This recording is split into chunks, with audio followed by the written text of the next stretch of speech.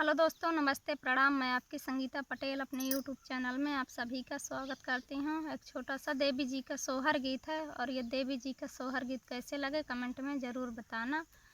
और ये सोहर गीत शीतला माता के ऊपर है।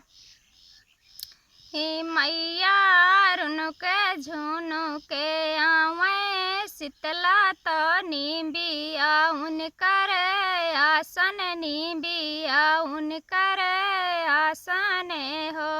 मैया झुनुके झुनुके आवे शीतला तो नीबिया उनकर आसन नीबिया उनकर आसन हो।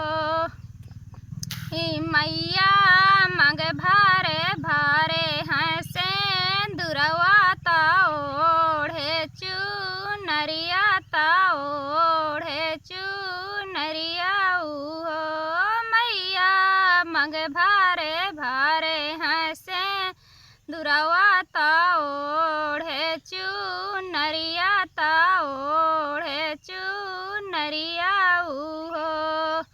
मैया माथे पर लगाए हैं बिंदिया नाक मना थुनिया ता नाक मना थुनिया हो। मैया रुनुके झुनुके आवे शीतला तो नीबिया उनकर आसन नीबिया उनकर आसन हो।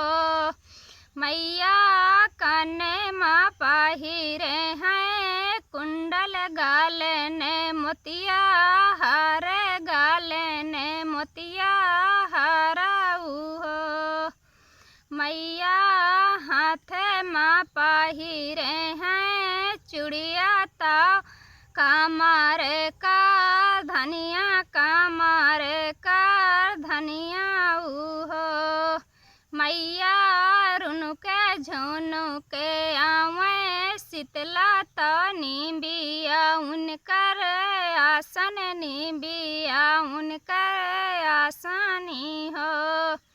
मैया पाँव माँ पहिरे हैं पायल एड़िया माँ हौरा तो एड़िया माँ हौरा हो।